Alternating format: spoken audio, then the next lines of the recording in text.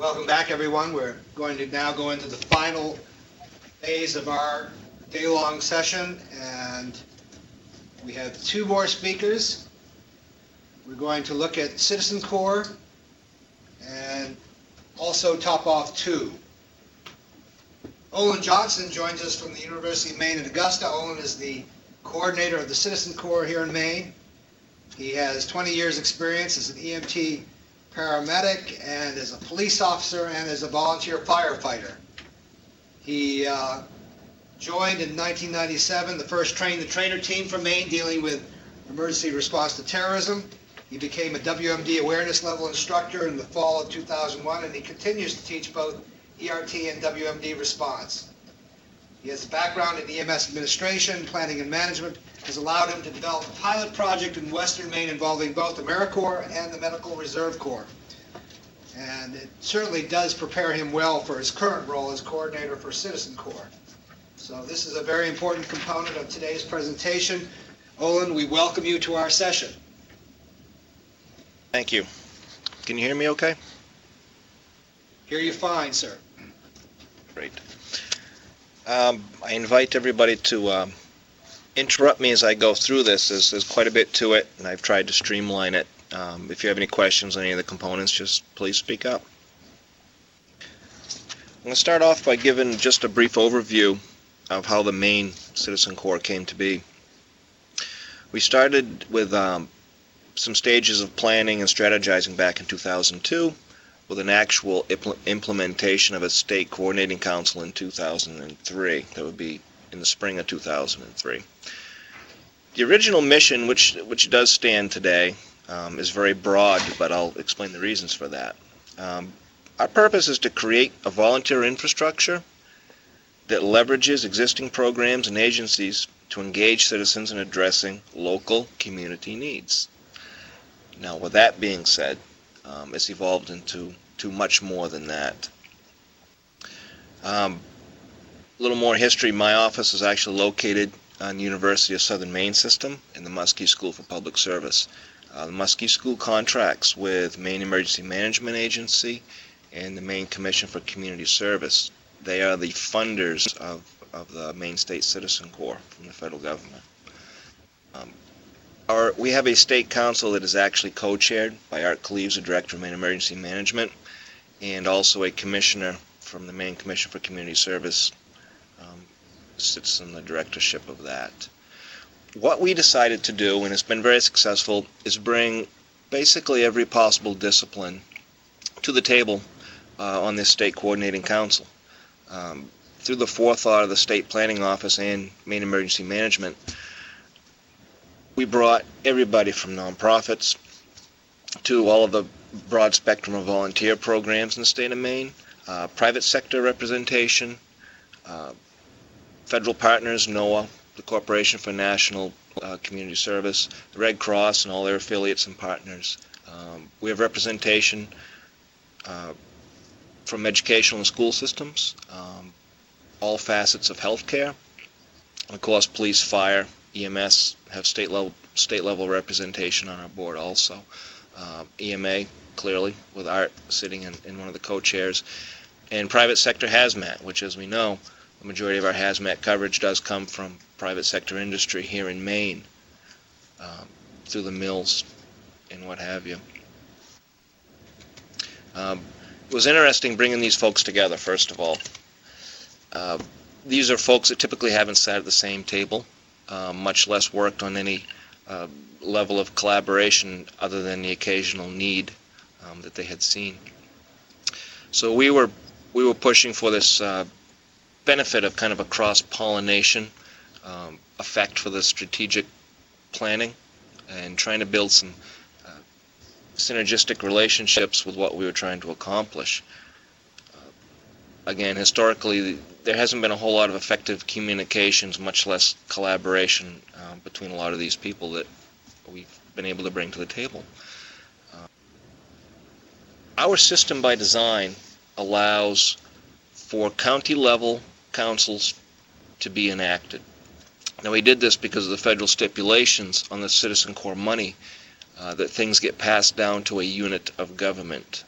And the county government was identified at the EMA office, specifically what we chose to use. Currently, 16 counties, you have 16 EMA offices, and that may change in the future, how we approach that, but for now it's been very effective. A little more background on Citizen Corps itself. From the federal level on down, it allows for a very much a personalization to occur to achieve the most benefit at the lowest grassroots level that it affects. This latitude is built into each discipline, whether it be the Medical Reserve Corps programs, which is joint funded through the Department of Health and Human Services from the federal level, as well as through the currently the Office of Domestic Preparedness under the Citizen Corps umbrella. Volunteers and police service programs, the Neighborhood Watch programs, community emergency response teams, and as of 7 or 8 days ago, the newly announced Fire Corps, which is one of the core components now to the Federal Citizen Corps programs. And that is all the information I have on Fire Corps. I want to follow on that. What we've done is we have chosen to take an all-hazards approach to the planning and implementation of the programs. It's been interesting to try and get people to focus on the all-hazards approach, because there's so much out there about the terrorism and the needs for mitigation, response, recovery, and preparedness surrounding terrorism, that all-hazards language has kind of taken a back seat to that. What we've been promoting is the fact that, especially here in Maine, given the nature of the weather that we can have, given the nature of our being contiguous, a large border, large basically open border with another country, and the coastline, we still promote the all-hazards approach in all the planning and all the programs, even down to the local level. People are very receptive to this. We just need to keep reminding ourselves that there's more to this broad-based planning and preparation than to just the terrorism, even though right now, currently, that's on the forefront. We've had very good luck collaborating at the federal level. To give you an example, the National Oceanographic and Atmospheric Administration out of Washington is a partner that is represented on our state council. What they have done is entered into a process with us to place the new updated weather radios specifically in each school, public and private, in the state of Maine. These, of course, have the new alert systems built into them that you can program for either a regional, state, county-wide type of alerting system. That just gives you an example of one of the successes that we've had by partnering with some folks at the federal level. Pretty much the big players in our world, the state level, is the Maine Commission for Community Service, Maine Emergency Management Agency, and the Department of Public Safety, being the emergency medical services representation. They are the core components. I work with those folks daily, even more so with some increasing issues with the Homeland Security, specifically here in Maine. We work very closely. We have an outreach program that's been very effective with the county EMA offices. As we all know, they are very overloaded in what they've been asked to do over the last couple of years, and getting more so every day. So what we're doing is helping them build their capacity. We've promoted the VISTA AmeriCorps program, which gets them some help in their offices. We're doing an outreach to educate them on what Citizen Corps can offer, and trying to engage local citizens in their counties, in their localities, to help take some of the burden off. And it's been very successful. At the local level, one of the things that we're doing is promoting volunteerism based on community needs assessments. Now, these take all kinds of different looks at the local level, but pretty much once you speak with people and decide and show them what you're talking about on community needs assessments, they find innumerable amounts of things that are needs identified in their areas. And therefore, that's where Citizen Core comes in, and they can shape and mold and personalize any number of these programs to fit what their needs are.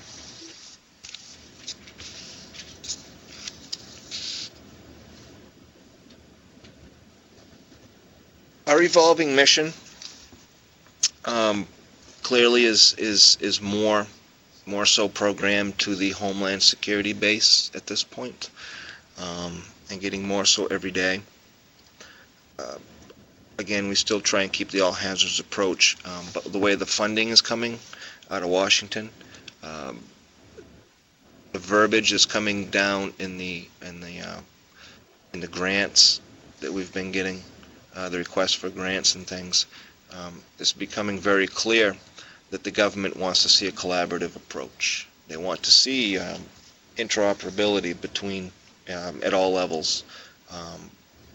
They want to see entities working together, and they want to see you be able to clearly define that on paper for a continuation of grants and things like this. Clearly, they are very strongly heading down that road.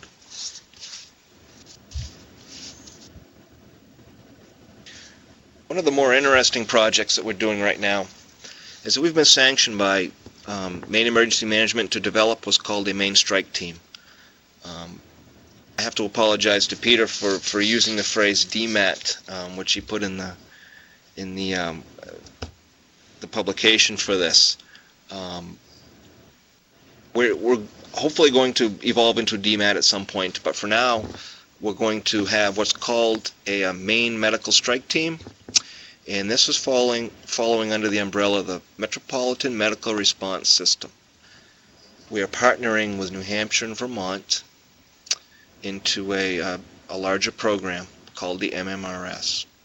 Now, what that amounts to is a specifically trained group of doctors, nurses, EMTs, paramedics, and support personnel who are a rapid in-state response to a surge capacity issue at a hospital, to a force protection type of issue with a response to some sort of hazard, to integration with a strategic national stockpile deployment, which is an issue that's currently being addressed in Maine. What Maine is going to do over the next few weeks is develop a small core group of these responders under the auspices of Maine Emergency Management, and we are going to have them deployable hopefully very shortly. Now, they're going to provide medical force protection by definition, as well as some deployment purposes with a strategic national stockpile.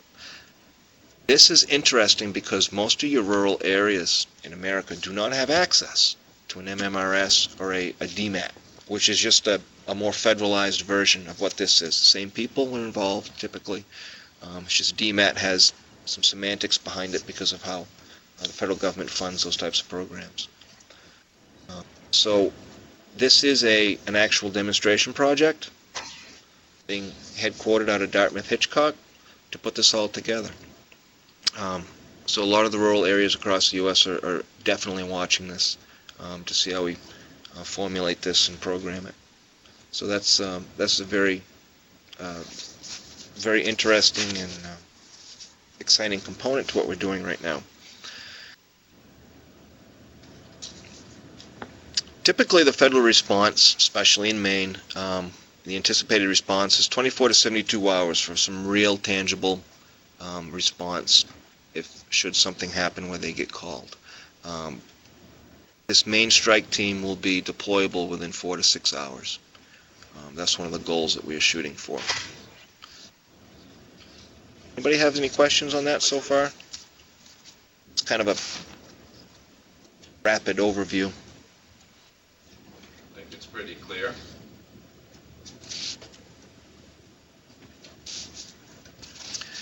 Regarding the interoperability, as we design this Maine Strike Team,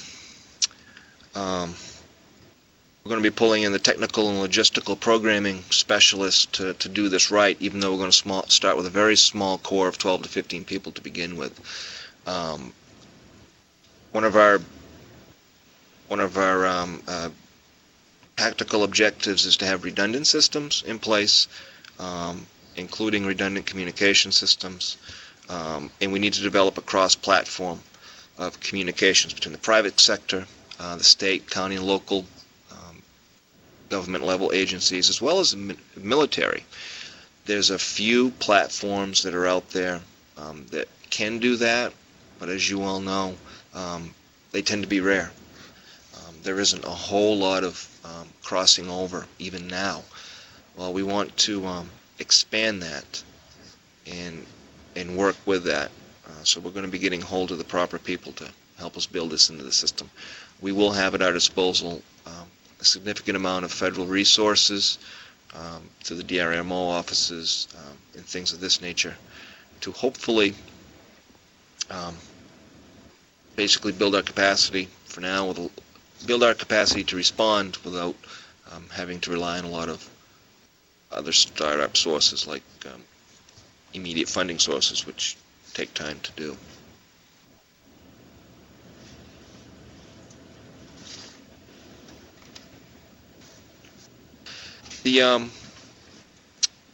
One of the interesting things as far as funding that's happened for Citizen Corps over the last couple of years, originally this was housed under FEMA, and of course all the changes in the Department of Homeland Security, is currently housed under the Office of Domestic Preparedness. Now clearly there's some restructuring and internal reorganizing going on at the federal level right now, which is fine because they seem to be attempting to streamline the funding, which has been one of the complaints that the senators have taken back to Washington from the first responders. Streamline the funding, make it less confusing. Sometimes there's 3 or 4 or even 5 funding streams for one particular program, and those still occur, but they seem to be placing contiguous operations under the same office, which again we've already been doing at the state level by having the state coordinating council of proper disciplines already at the table. So it's glad to see that our thought process from the federal government on down is kind of going hand in hand with what's actually shaking out of all of this.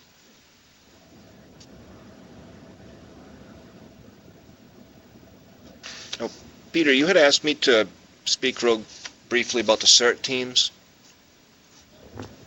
Yes. Okay. CERT is one of the core programs under Citizen Corps. It's kind of an oddity. CERT's been around long before Citizen Corps, long before 9/11 and the USA Freedom Corps and all the presidential directives that those were born out of. CERT's been around for a good 12 plus years. More popular on the West Coast. Reason being, California with its mudslides and earthquakes and some of the more severe types of weather than what we're used to, they identified the need to have grassroots, local, community level people trained to the basic level of response, whether it be directing traffic, some very minor search and rescue, first aid, protect in place procedures, some very fundamental survival and response types of things. So it's been around for a long time. It got reconstituted under Citizen Corps a couple of years ago. American Red Cross, especially here in Maine, has always had an interest in CERT. CERT programming comes from them. It also comes from Maine Emergency Management. There's funding from both of those entities for CERT programs. Again, it's very popular. There are, and I'm not going to speak to an exact number of CERT teams here in Maine. I would last estimate probably 6 or 8, I'm guessing, something along that line. There's continual CERT training going on all over the state, and teams are forming on a regular basis. So that's the popular component. CERT is very useful.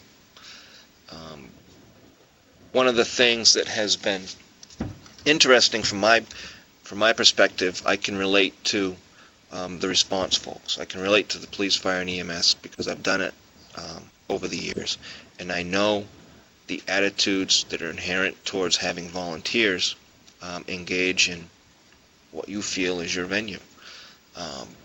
So part of my job has been finding the proper venue to communicate to them that it's not a threat.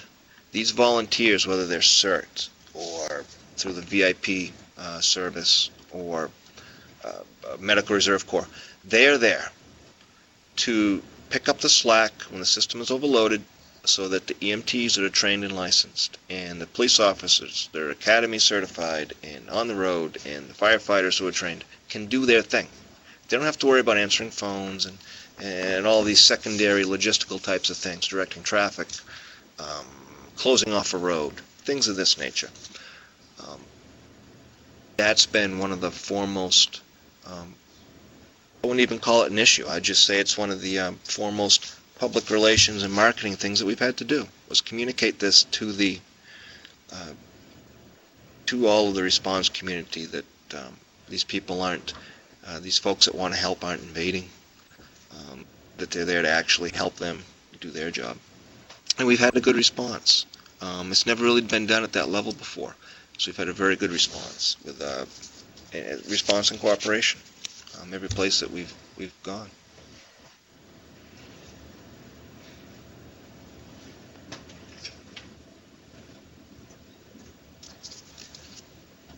Any questions? Olin, we have lots of questions for you. Great. Community health care workers. You heard perhaps this morning or not, we devoted a whole session to looking at outreach. And, you know, as somebody who's a Citizen Corps coordinator, what were your thoughts when you heard that there's this vast, you know, potential emergency response force at the grassroots level, which really isn't formally incorporated yet? I think that's exactly what we're trying to do is draw upon that, because clearly when something happens or they see a surge capacity, it doesn't even have to be a terrorist incident, but you know, odds are that's what would be the big draw. When these people come forward, it's better to have them pre-organized, pre-familiar.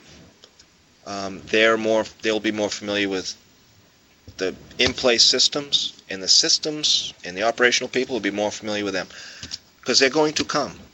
They will. They're going to show up. They're going to want to help.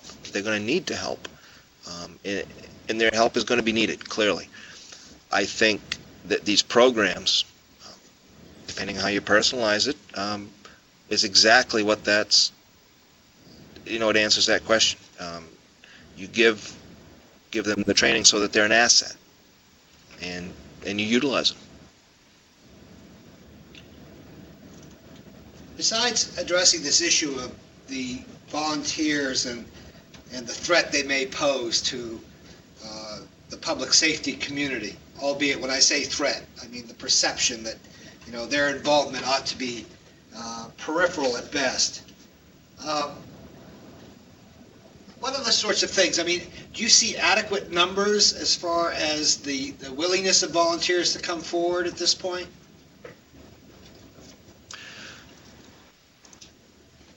There's adequate numbers based on what we've been able to do for programming. Remember, our actual state office has only been open for 2 months now.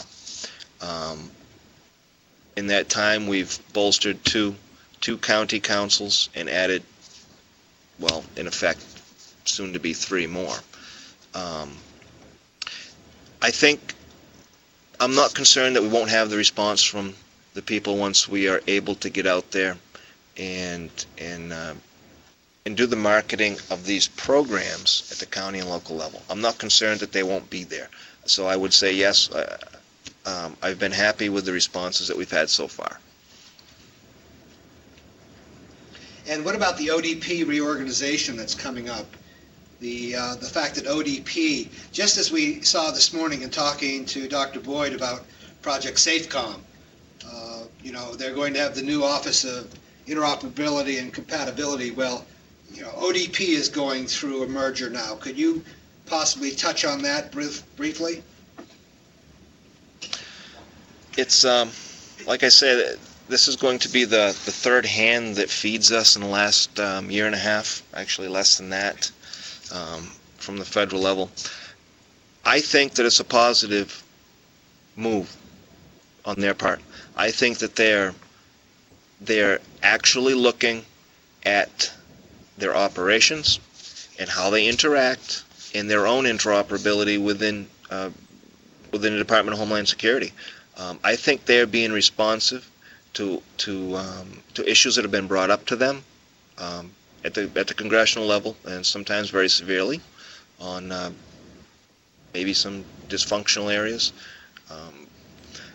I think that they're being responsive. So I think that the fact of what they're titling it and how they're, from my impression, how they seem to be framing this this new component and using the contiguous services, put them under one roof, I think it's wonderful. I think it's definitely a step in the right direction. And you think there's adequate funding for what you need to do? I think there is.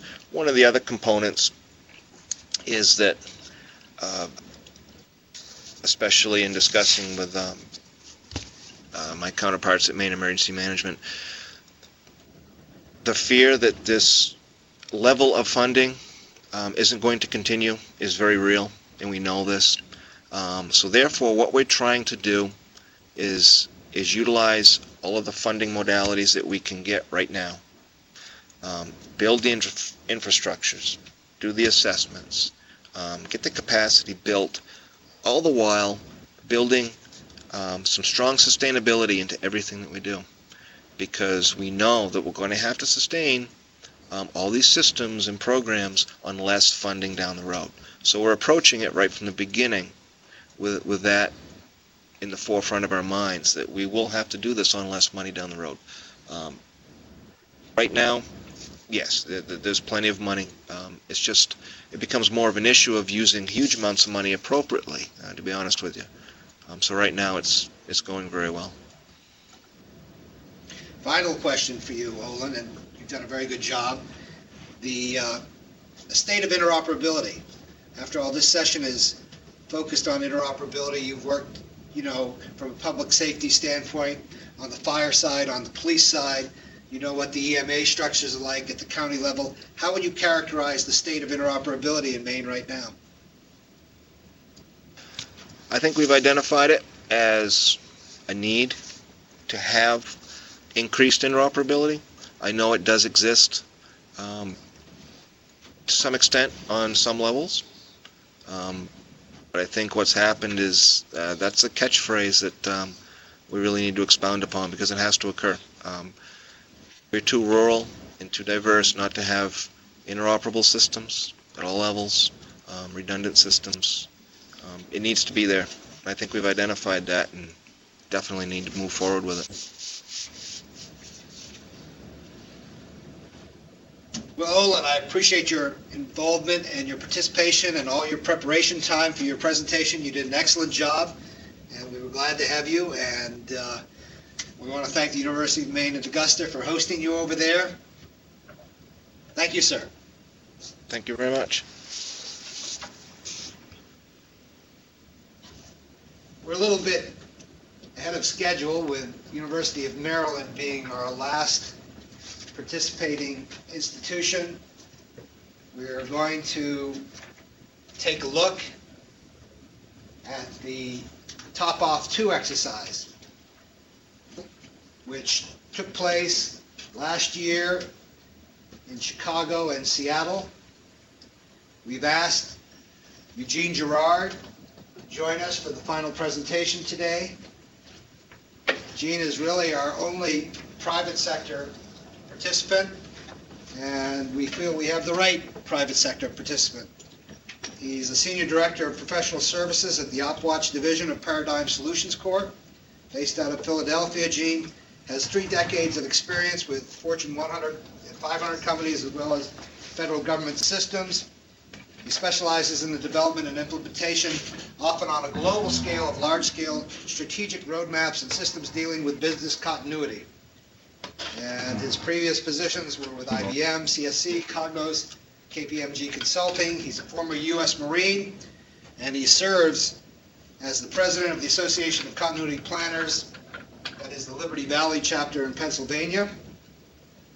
And it's, for me, a real pleasure to have him coming from College Park, University of Maryland, where 25 years ago, almost to this date, I was part of a team for a 3-day session on contemporary trends in international terrorism.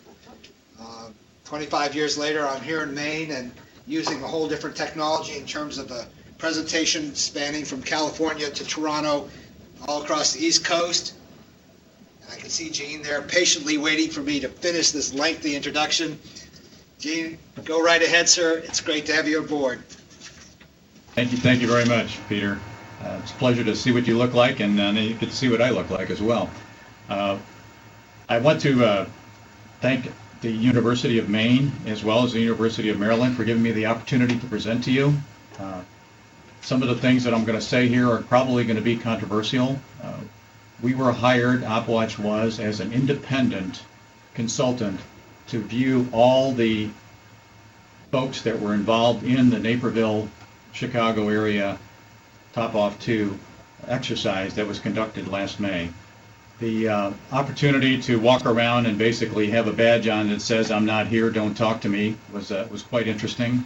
I did have an opportunity to meet with the governor of Illinois as well as with Tom Ridge himself when we went through this exercise. It was very exciting, and everything that you see here has been approved by the city of Naperville and has been presented, so there's nothing here that cannot be discussed outside this room, but I will make some caveats as I go through the presentation. From a presentation standpoint, if you show the screen up here. You have the screen up on your side as well, Peter. We're presenting it here too, so whatever works for you best, whatever you can see best. Naperville took part in Top-Off 2 voluntarily. Top-Off 2, as you know, was a federal disaster drill that was designed to prepare urban areas for a terrorist attack utilizing weapons of mass destruction. In Chicago, the choice of the weapon of mass destruction was a botulism release at the Union Center during a basketball game, so 24,000 fans, if you would, were, quote, infected, and they were sent back home again because there was no, at that time, plan to hold in place. So they didn't realize what had been released. It was kind of a secret kind of thing. Folks came home with it, and we had to be concerned with the drug distribution as well within a 48-hour period of time, and I'll go into that in some detail later. Naperville wanted to go beyond this, and they wanted to take advantage of the 3-county area, which was Kane County, Cook County, and DuPage County in Chicago, and have us work with all the counties as well as the hospital that was going to be servicing Naperville. Just to give you a little bit of information on Naperville itself, it is a far western suburb of Chicago that has about 155,000 citizens. Demographically, they're on the high end, income-wise, as well as living style. They are a very rich city, and they can certainly afford everything that they need to spend to prepare themselves for the types of emergencies that we're going to be talking about here. I think you'll find it quite interesting that not only did the mayor and the city manager, who we worked with quite closely, as well as all the departments of energy, put a lot of time and energy into this exercise. At the same time, they dropped some serious funding in here as well, too. A lot of overtime was paid, and they really treated this as if it was a live situation, as well as the city of Chicago did, and as well as the county folks did, too. So we worked with FEMA all the way down, and again, we talked to some people because we were, quote, not supposed to be there, but as what our badges said, we had the Top-Off 2 badging, and we had the exercise down. And what our folks in Naperville did is they wanted us to ask some serious questions. And the slide I'm going to show you here now is we had everybody in Naperville that had anything to do with the exercise come up about 2 weeks later, and we asked them this question in preparation for this meeting. So we're sitting in a room in an auditorium. We've gone through the exercise. It's now 2 weeks later, And we went around the room and we asked them these questions. And I'll go through them for you only because I believe there's value in doing this. A wide estimate, just off the cuff, how many citizens do you think would have gotten sick or died? We had all the way from 5 to 5,000 was the answers. How many city employees would have got sick or died? Well, we had from 1 to 1,000. They have a lot of city employees there. How many would not have come to work? Well, most people would not have come to work. That was pretty agreed upon. How much money would this have cost the municipality? It was tremendous. It was upwards in the millions and millions. There's companies there like Telelabs. At the time, Arthur Andersen was there. Arthur Andersen no longer exists. Accenture's there. There's quite a few large companies that are housed in the Naperville boundaries. What would have been the economic impact? The numbers there were outrageous. How long would it take to restore public confidence after such an incident? It was all the way from months to years. And how long would it take Naperville itself to recover? Well, they were pretty good about that. They thought they'd get themselves back on their feet in about a period of a year or less. And then what could be better prepared how could they be better prepared having reduced these risks? And that's really what this presentation's about. And so understanding that Naperville themselves have seen all this, the mayor, the city manager, and a lot of government folks that were involved have seen this presentation. I will start presenting it to you. The Top-Off 2, for those of you that don't know anything about it, was designed to unify the efforts of diverse agencies and jurisdictions in responding to a regional threat. I'm not going to read everything, but basically they wanted to raise the national threat level to red, activate the city's emergency operations center, and have EMS transports of patients affected by an unknown contagion. Security at Edwards Hospital was looked at by us as well too. In fact, we spent a full day there on day one. And notification to the public upon diagnosis of an unknown contagion. First responder and citywide prophylactic medication distribution, which turned out to be very, very interesting. And I will go into the drug distribution portion of it at the end of the presentation.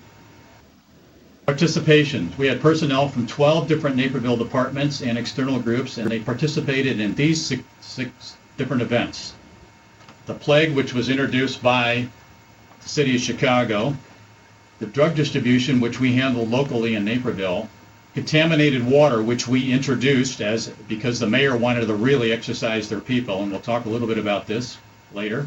A bomb in the lobby, which the police chief wanted to do himself. You see a picture of the bomb down at the bottom of the screen. It's really just a couple of sticks of flares we put together with a PC card that we found taped to it, so it wasn't a real bomb. But that PC card had a blinking red light on it, so it kind of faked some people out in the lobby we put it in. Burlington Railroad derailment was something that was brought up by the city of Naperville to work with the Burlington Railroad. And the derailment also had to do with the transporting of people into the city of Chicago. And it ended up with, as part of the exercise, and again, this was tabletop only, this portion of it, 33,000 people were stranded in Naperville because that's where they stopped the Burlington trains. That's the last stop on the express trains before they go into Chicago. So the police department not only had 155,000 of their own citizens to be concerned about, they had 33,000, if you would, Burlington riders that were stranded in Naperville that needed attention.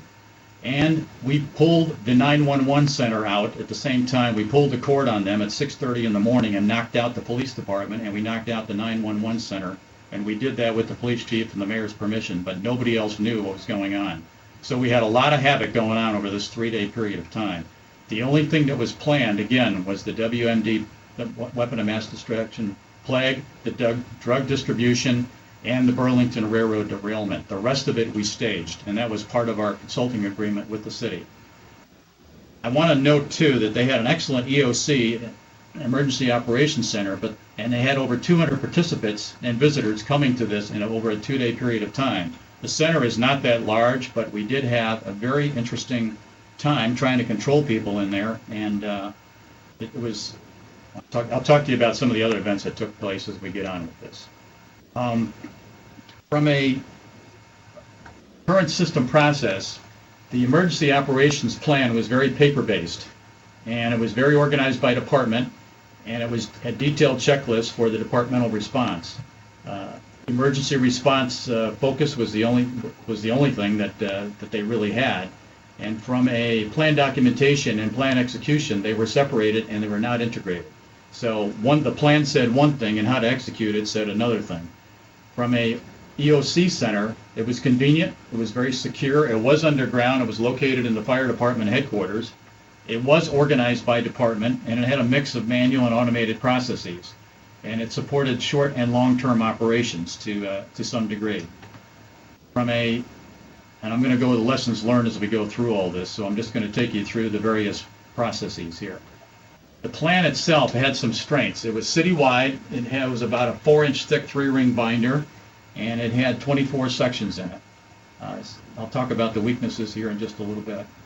It focused on emergency response, like I said earlier, and there was some cross-departmental thinking. We didn't see a lot of collaboration going through the plan, meaning that folks kind of wrote it in their own little departmental arenas. Excuse me. Some of the weaknesses. There was a lack of process and function. I'm not going to go through all these. I'll just hit the highlights. And there wasn't a lot of collaboration between the departments. Organizational design, roles, and responsibilities for the EOP. And I want to concentrate a little bit on this one because it was one thing to be the boss in your department in a day-to-day operation, and it's another to be, and it's another to have the responsibility when you're in the center yourself and you're the commander. The first day, what they did is they put a separate commander in charge. It was a Wednesday, Thursday, Friday exercise. On Wednesday, they had one commander up there who literally knew it was going to be happening, had plenty of time to prepare for it, and because of all the chaos in the room and all the activity going on, he literally just fell apart. And it was interesting to see him step off the podium or be asked to step off the podium and see who tried to take over. First it was the mayor, then it was the city manager, and then the police chief. And in some instances, the guys with the guns won. In some instances, the powers that be won. And there was no clear channel of who to take over because there was no plan. Well, what would happen if the EOC commander just wasn't able to hold it together? So that's one consideration. The other is that there shouldn't have been the chaos in the room from a emergency operations standpoint. Never saw them take out the plan, never seen them following it. Everybody was shooting from the hip and kind of running the department like they were running a daily operation, if you would. And they were calling on their own people to do the work instead of calling on the folks that were, quote, in the plan, notified to do that. One instance was in the area of the water department. Folks there, what we did is we had a ChemLawn truck we called ChemLawn the night before, and we had them pull up one of their empty tanks to a fire hydrant right in front of the Telelabs building, which is in an industrial part of town. The office building is a very nice office area. And take the hose and connect it to the fire hydrant and pretend like they were feeding poison into the water system. We didn't tell the cops what was going on. The cops that were running around town looking at it spotted it. They reported it, called in, realized it was part of an exercise, but we told them to pretend that it was real. And we waited to see how long the water department responded. The water department had no plan for the water being poisoned. The closest they had was for a nuclear situation, and they used that plan. They didn't know whether to shut the fire hydrant off a half a block away, a half a mile away. They ended up shutting down the whole water system for the whole city of Naperville in order to protect the citizens. Meantime, of course, the WMD is going on. Let's go back to this one. Let's see, so that's enough on the plan. Let's move to the next slide. We have a lot to cover here, and I don't want to go over my time.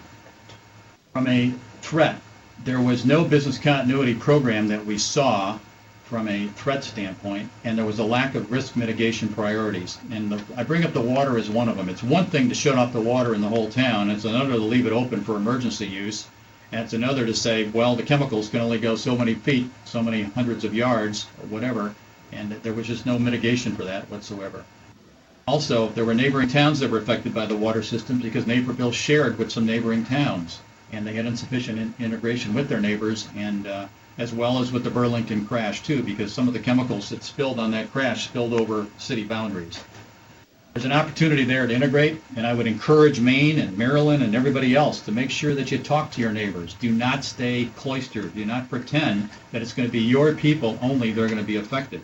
We need to collaborate, we need to understand, and we need to spread ourselves out. And we need to develop mitigation strategies and ramp up partnerships with our neighbors in order to have this work well in the event of an emergency. The operations center, like I said, it was convenient, it was underground, it was secure. It was very proactive use of different types of technology, suitable for long-term restoration and recovery, but they had some weaknesses. First of all, the proximity to the police and fire department made it very, very vulnerable. So if the police or the fire department got knocked out, so did the EOC, so did the Emergency Operations Center. I'm going to skip through these. The physical layout was loud and departmentally based. All right, it was hard to hear, especially when there was a lot of excitement going on, and you can imagine there was. The room was meant to house about 24 people at a time comfortably, and it had a kitchen, and it had beds, and it had food. We checked the food closet, and they had about 5 pounds of rice and a couple of cans of beans in there, too. And one of the main considerations, something that really bothered us, is when we came from Edwards Hospital to the EOC, there was no decontamination wash system set up. And the portable centers were not delivered. They totally forgot about them, so they got shot down for that as well, too. There was a lack of EOC roles and functional processes, and there was a lack of dedicated technical tools to fit the EOC process, meaning workflow and systems design as you go through there. This was not true for DuPage County or Cook County EOCs, which were excellently well-staffed, and we were using them as kind of a benchmark, and when we took the Naperville folks over there, they understood where we were coming from. Lessons learned. What worked? We saw some individual leadership shown as we went through the whole process. The briefings did occur on time. They said they'd have them every hour and a half hour, and they did occur on time. And the functional decision-making was sound. What it needed improvement, there was serious confusion about who was in charge, and a process for delegation of command authority, as I said earlier, was lacking. On the EOC management structure, standard operating procedure and confusion and no command playbook. Analogous to if you picture a football game or any type of a game where the coach, you don't know who the coach is, so we suggest maybe you wear a hat, I'm in charge, maybe a whistle and maybe a play card, and I'm exaggerating a little bit, perhaps getting a little humorous, that's not my intent. You need to know who the boss is, and the boss needs to be the boss. It doesn't matter if he is the police chief and the mayor wants to override him. The mayor doesn't override him while you're going through the emergency operation. He is the project manager, he is the EOC, and he needs to be listened to. From a coordination standpoint, what worked? The police and the fire departments traded off responsibilities. We saw excellent cooperation between these two departments. They did have a capability to execute and an ability to use different styles of coordination. It was interesting to see them use them. Their PSAP is their 9/11 center. They call that PSAP. They did log they had a blog, if you would, which is a way of logging all the calls that came in and all the incidents. And it was showing up on a whiteboard, which was interesting because and we could go back and log when faxes came in, and it was just excellent from a coordination standpoint. They had a roster established in place with leadership. It was kind of cumbersome to use, but at least they had one. They had information that was received from county and state level, and it came in pretty well over faxes, although it got a little confusing after a while because things were coming in pretty fast and heavy there, especially with all the multiple events going on. And briefing reports were received, but they were late.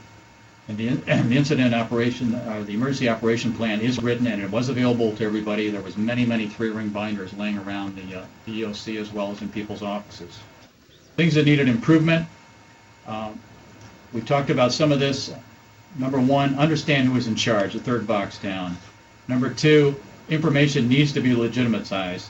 We purposely sent some false faxes from our PCs to the EOC and pretended that we were sending them from FEMA. And then nobody verified that we weren't FEMA. They just absolutely believed us at face value. We caused havoc all the way across the county, and we did it intentionally. We told the mayor what was going on, and we told some FEMA people. But it was amazing to see other people didn't check the legitimacy of our work. And that's something that I know people don't think about it. They say, well, you're from FEMA, you have to be FEMA. Well, just because you write FEMA on the from of a fax doesn't mean that it's a legitimate fax. It doesn't mean you follow the orders that are given to you. What gets reported and how. Events were logged, but utilities were never logged. We never knew what was going on with the water system. God forbid we should have taken out the electrical system. The EOC would have been in real trouble. But the utilities just had no way of reporting. They weren't ready for this. We'll go to the next slide. From a communication standpoint, what worked? We saw strong individual leadership. And I concentrate on the word individual. smart boards and GIS maps. This city has spent some excellent dollars on putting smart boards and GIS maps together. And when it came time for us to say, okay, where are all the fire hydrants in town, it was amazing how this map could bring it up. But they had no plan as to what water system needed to be shut off, what fire hydrants were affected. But they did know. We were able to map it out. We had it up on a whiteboard. It was done very efficiently. They had excellent logging capabilities, I said, and they had status boards. From a notification standpoint, in case you're wondering how that went, this project was supposed to start at noon, and we started it at 6 o'clock just to mix things up a little bit. So the notification went off at 6 o'clock. At 6:30, we had the kickoff, and the department leadership team, that's what DLT means down there, 3 of them were present. We started logging the system at 6:55. At 7:30, the first people to show up were the water department, because they already got a call that the water system was contaminated. At 8:30, we had a full complement of departments there. So it took about 2 hours for everybody to get into the EOC. Event logging, as I said, took place, but it needed to be improved. And 70% of the people is the last box from the bottom here, on which I can go to a pointer mode to kind of help you folks out that are in the remote areas. Over here in this area here, we were 30 minutes in the notification. 70% people called, 20 responded, and only 3 arrived. But I'd say their notification system, which was basically a call tree with pagers, worked pretty well. There's many more sophisticated systems out there. We work with companies that do this. We work with this company that does the White House, Dialogics, and we can send out 1,800 notifications a minute to 5 different PDAs. So that's a serious amount of 5,000 type messages going out a minute. Are capable today in the commercial world to send out. So it can go to your PDA, it can go to your cell phone, it can go to your home phone, wherever you need to go. We have text messaging, and you have message to voice, voice to back to text, and that's all available today. They didn't use any of the sophisticated notification process, but they're certainly looking at it now. And then at the bottom here, I told you about the confusion about the type of communication utilization with the telephones, the faxes, and the emails. And we'll talk about what's most effective at a later date. Information availability. Events were tracked on the weblog. Maps I talked about. Drug distribution planning. I want to skip over to that because I've talked about the rest of it pretty well. So I'm going to talk about drug distribution from what it meant. What they had done is set up the county fair area in DuPage, and a series of nurses, like they had somewhere in the neighborhood of 80 to 100 nurses, of which 40 of them were lined up at one table side and the other 40 were set up on the other side. They had simulated all the citizens coming through that they felt were contaminated. So if you went down to the Union Center and you were contaminated, and anybody that you had breathed on or touched in that last period of time, 12 hours, 24 hours, you're supposed to go down to the county fair, get your drugs. They thought they could distribute the drugs within a 7-minute period of time to everybody, 7 minutes per individual, and nobody had clocked out the time. It takes longer than 48 hours, even if you do it in 7 minutes. As it turned out, with all the different languages that they had, and they handled Asians and Chinese and English-speaking, of course, and Spanish-speaking, but there was a lot slower process. It took 24 to 40 minutes for one person to get through, and we put ourselves in line and walked ourselves through as well, too. You had to get a video to watch a video for X number of minutes, which took 4 minutes to go through to understand the process you're going through, and then you had to get in line and be weighed if you didn't know what your weight was, and some people didn't understand what we were talking about in that area because they didn't speak good English. And then you had to go get your drugs based on your weight, your sex, your age, so on and so forth. And it just was a very slow process. 155,000 people in line simulated, and we asked the cops, there's no way you were going to get this. So what we did, get this through, and they agreed with us. So I took an old man and I tapped him on the shoulder, and I says, go up to the front of the line and tell him you're 92 years old and you want to be taken care of first. So blind butt. And I picked a young child who was about 6 years old, and I told her to go up in front of the line and tell them you want to be first because you're the youngest in the group. And I wanted to see how the, quote, nurses would handle this. Well, they didn't handle it very well. Then I told about 25 people just to go ahead and rush the door and try and get your drugs as fast as you can because you don't want to wait in this stupid line. And it was interesting to see what happened.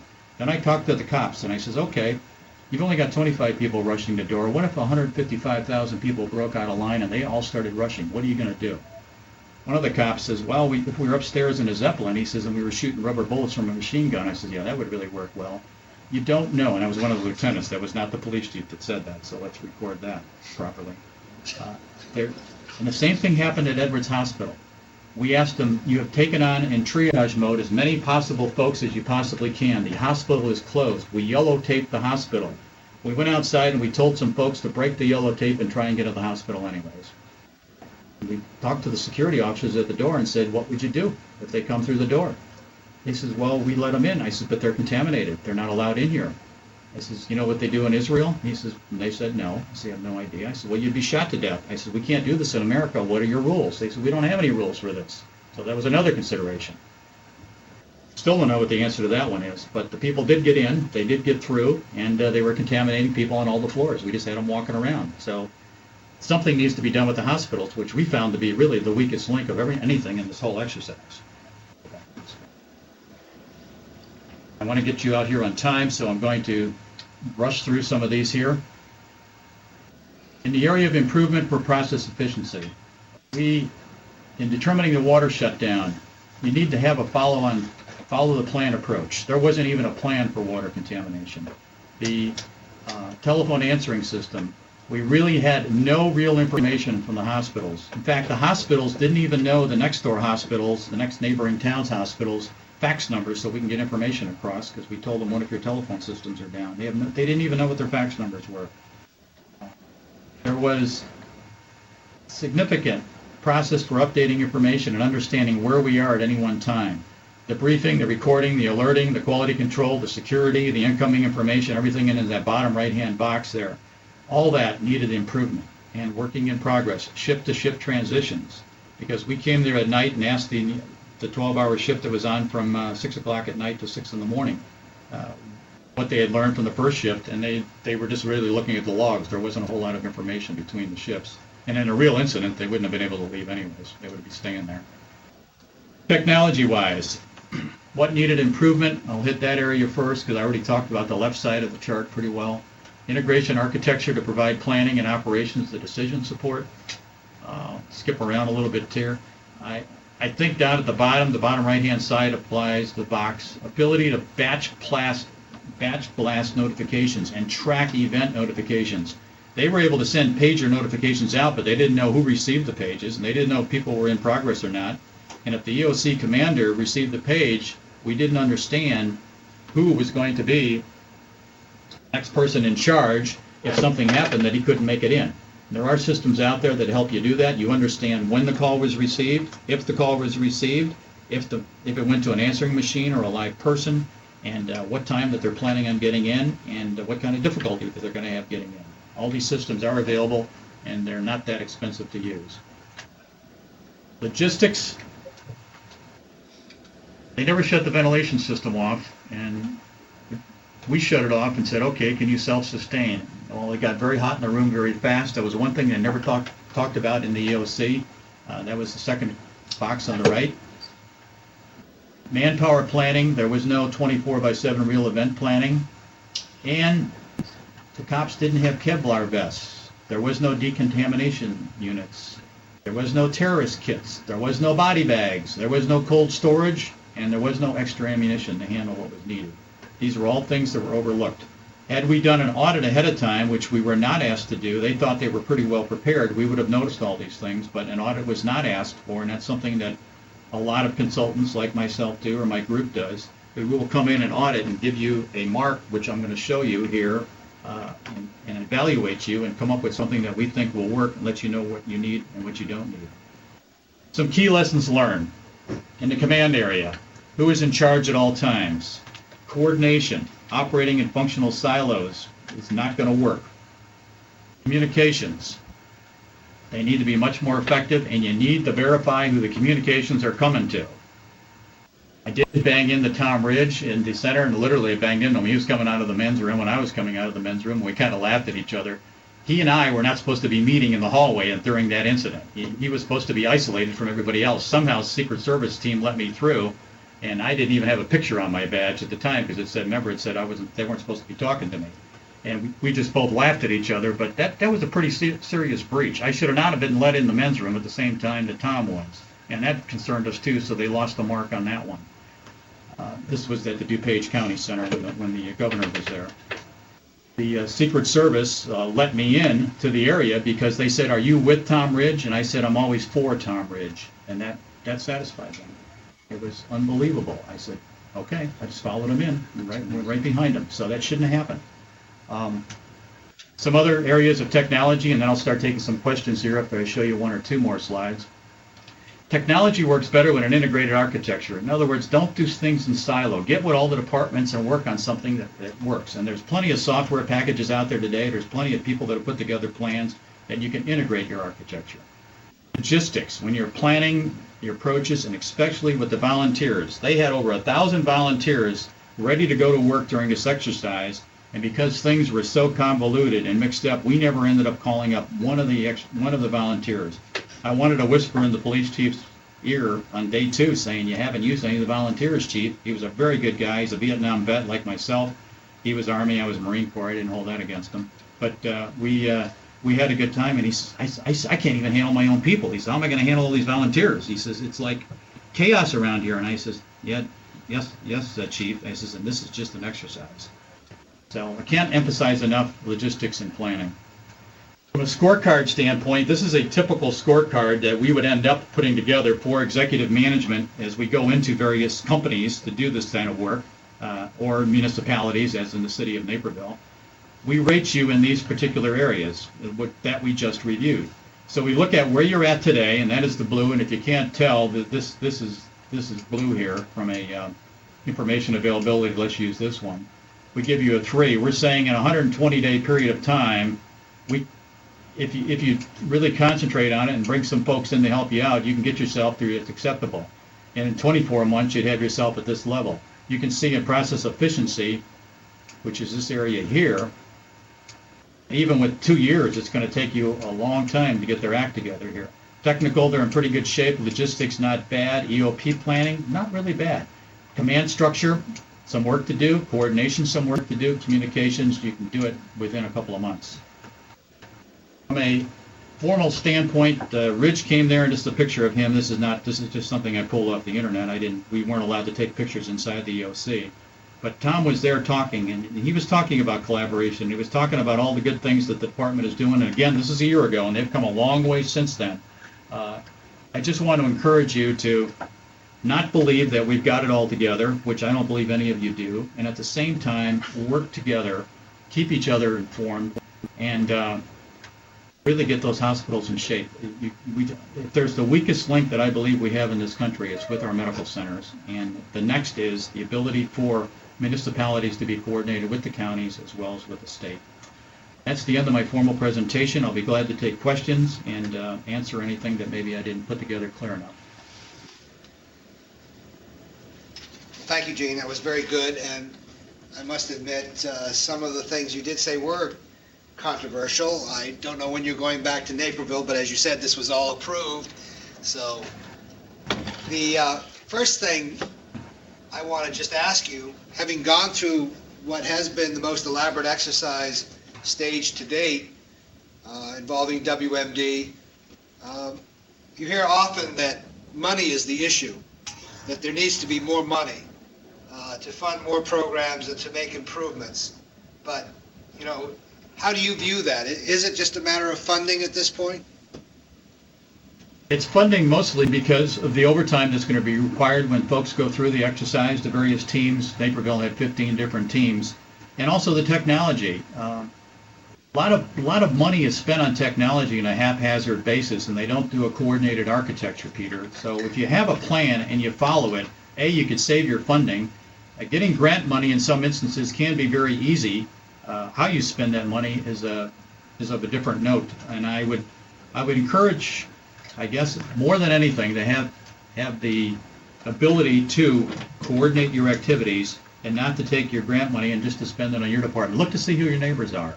Who else can you bring into it, and collaborate that way.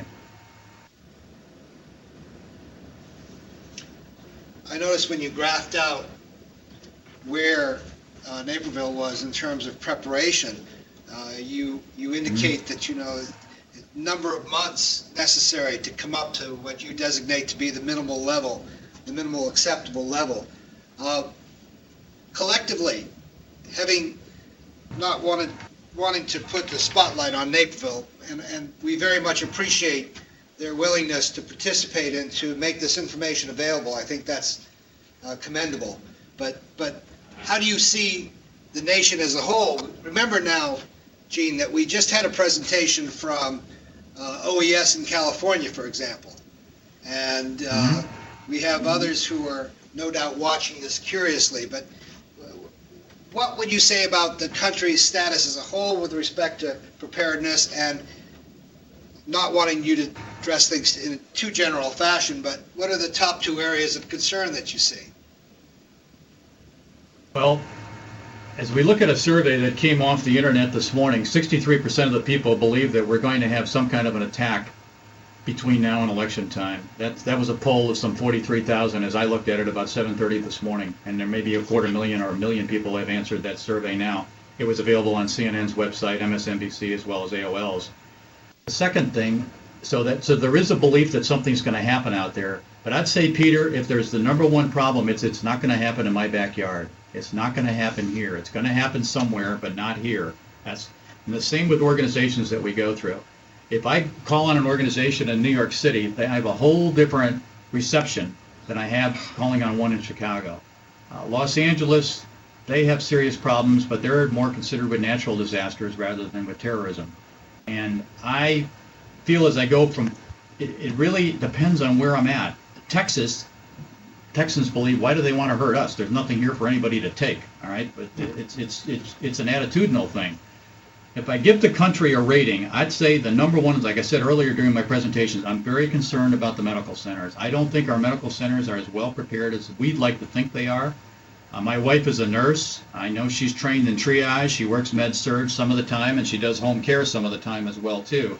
And I've asked her when's the last time that she had emergency training. And she's been at this one institution, and I won't name it because I don't have permission, for 12 years.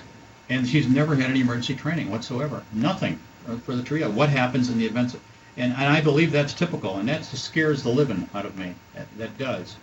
From a economic standpoint, business continuity in businesses today, and I see a lot of it outside the banking and finance industry, because banking and finance is required to have a business continuity plan. The Sarbanes-Oxley stipulations and regulations and a lot of the government regulations effectively force them to do it.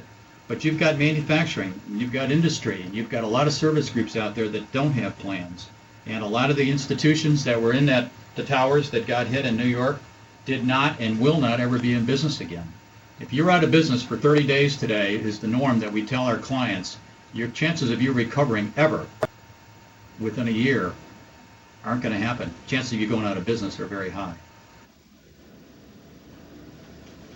George. So what's going to cause the hospitals to get their act together?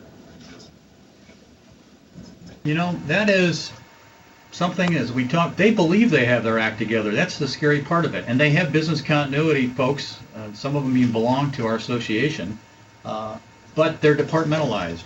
The ability to have a coordinated business continuity plan, and I would challenge your state, if you would, you as a university, to go around and audit the hospitals in your area that are going to be receiving folks that are going to be the unfortunate end of an incident. And ask them, how many folks can you handle? Can you handle 300? Can you handle 3,000? Can you handle 30,000? Where would you go once you got to all the beds were filled routine? What would you do if somebody put yellow tape up around your doors and you had people crashing in on you? There's some simple questions. What are the fax numbers of the 5 neighboring hospitals within 50 miles of your institution? These are some very basic questions that you would expect them to be able to answer. And I think you'll be very surprised at the answers. They all need to be audited in some way or another and put a coordinated plan together. And I'm not saying every county is in bad shape, but most counties are. Gene, you know that Top Off 3 is already on the calendar, and that hopefully we'll get more insights and more positive feedback and a better sense of what needs fixing after Top Off 3. But Are you concerned about how that exercise is taking shape? Are you having any input on that? We are. At this point, I have no permission to talk about it, Peter, so I'm going to have to withhold my tongue. I'd love to bring you up to date on some things, but I'd better not at this point. I can say, I say there'll be some encouraging news. It will be encouraging. I'm sure you'll have some surprises when that comes about. And I hope we can talk about it, because the city of Naperville and FEMA and everybody has been very gracious in allowing us to make these presentations and be honest. And I hope the audience here that's received this understands that Naperville, compared to most municipalities, has their act together. That chart that I put up there puts them in the high mark area, so you can imagine where a lot of other municipalities are. Much lower. Scary. Well, has Naperville made, are you allowed to say whether Naperville has taken the experience to heart and made progress in all those categories? Yes, they have. They have made progress. They have taken it to heart. They're spending money, and hopefully we'll be able to release another report here soon telling you, what has been accomplished. And it's we gave the same presentation. In fact, it was very detailed, and we took a whole half a day. We had every city employee in the auditorium for 4 hours, from 8 o'clock in the morning till noon, with the mayor present and the city council present. So there was no secrets. And I admire any municipality that can do that and take the honest evaluation that we gave to them and sit down and do something about it.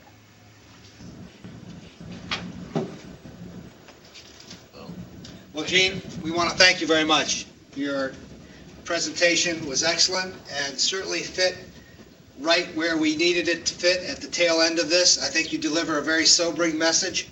And again, we thank you for your time and for your participation. Thank you, Peter. Thank you, audience. Well, we've now completed all of the presentations. I hope that this day has been productive for everyone. I hope you've had a chance to digest what has been, for me, a very interesting series of talks on various aspects of interoperability. Again, we did not want to just dwell in the technical domain. We wanted to look more at the organizational dynamics of what we may be forced to contend with in the event of some major incident. What was said toward the tail end by Olin about the emphasis on all hazards, I think reinforcing what was said earlier by Dr. Terad in California, that's, I think, the right direction to go in. We certainly do not want to distort what has been characterized as a low probability event, but remember, this is a low probability event with catastrophic implications. So as we go into the whole realm of biodefense and bioterrorism response and interoperability, we do so with the sense that we can move the bar forward, that we can have some positive results by holding sessions such as this one in the future and furthering dialogue and trying to bring about creative problem solving and build awareness as to what needs to happen in order to be better prepared in the future. And so with that, University of Maine Homeland Security Lab is going to sign off. And George is going to have a few comments here. Okay. Well, I want to thank all the speakers for doing a terrific job. I want to once again thank Peter Brown for putting this together, and the crew, Eric Danvoice, and the gang for presenting it.